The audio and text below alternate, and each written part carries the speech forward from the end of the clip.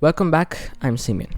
In the previous video, we discussed about Trinity, and at the end of that video, I said that we'd be discussing about the other views on divinity among Christians. And since Christianity is primarily a monotheistic religion, the only other view that you can develop in order to be faithful to that monotheistic thing could be the Unitarian view, and that's what we're going to be discussing today.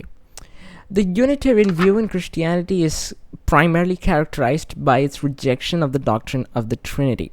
Okay, so what that really means is they tend to emphasize that God is a singular entity rather than three distinct persons or things like that. So what they particularly want to emphasize is that God is one and he's not divided or things like that. So some key aspects of the Unitarian perspective include God's oneness, as I told, and what this ultimately results is a change in view of Jesus and his role. So Unitarianists tend to view Jesus as a distinct subordinate figure, and he's not co-equal or co-eternal with God. And he's often regarded as a prophet, a teacher, and sometimes even an angel or a moral example rather than someone who is divine. Okay, so Unitarians may see Jesus as an inspired human being who was revealed through God's will. So he was some human being who was created in order to do God's will, something like that. And what this results in is the ultimate denial of Jesus' sacrifice and his role in salvation. Okay, so that brings to the next thing. They tend to reject original sin. So original sin is a very important doctrine among modern Christians, or traditional Christians themselves.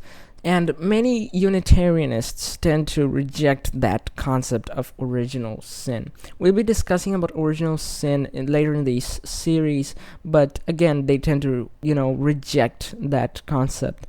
And so there's no need for atonement through Jesus' death, things like that. So what they're more focused on is personal growth, morality, and living a righteous life. So because of this, since they've compromised on this, they need to develop another belief called universalism or universal salvation. Historically, these Unitarians embrace the idea that everyone, regardless of what they do on earth, will be ultimately reconciled with God.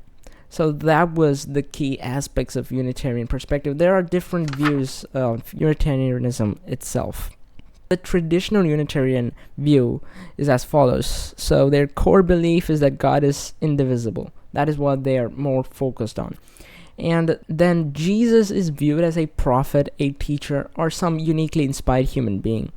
So denominations or churches which tend to follow this are the Unitarian Universalism group, which is the largest Unitarian group. And there are other smaller Christian groups which also follow these. Then we have Arianism, one of the most popular Unitarian views. Again, you may not be knowing Arianism, but you should be knowing Jehovah's Witnesses, isn't it? These Jehovah's Witnesses were, influenced by Arianistic view. Again, Arianism was a very old historical heresy which was in the early church, and again, the early church removed such beliefs. Okay, so what is the core belief of these Arianisms?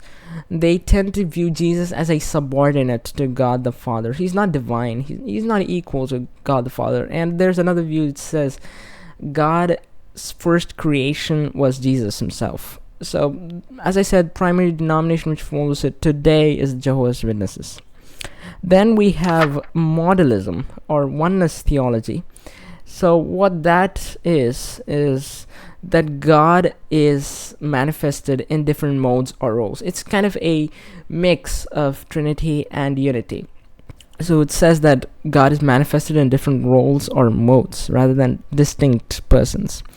And because of this, Jesus is viewed as God. Jesus was God in the flesh. Notice that I said was. And he is now the Father. Something like that. The primary denomination which follows this is the Oneness Pentecostalism. And it is a mix of the traditional Pentecostalism and Unity itself.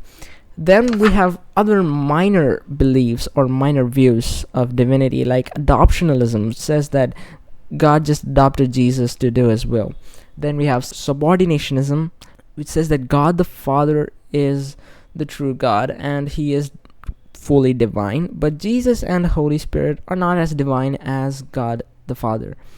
And then we have binitarianism, which says God the Father and God the Son are equal, something like a partial Trinity. So what I'm about to show is the ultimate consequence of rejecting the Trinity. Okay, so in this website, the Unitarian Universalist Association, which is one of the largest Unitarianistic associations, under our faith and beliefs and shared values, there's this article called Existence of a Higher Power in Unitarian Universalism. Okay, so there's this question called, what do we believe about God? Some believe in a God. Again, some means the followers believe in a God, some don't believe in a God. Wow. And it says some believe in a sacred force at work in the world. And it also says each influenced by our cultures and life experiences. And this would shock you. The most baffling statement in this paragraph, it says Unitarian Universalists are agnostic, theist, atheist, and everything in between.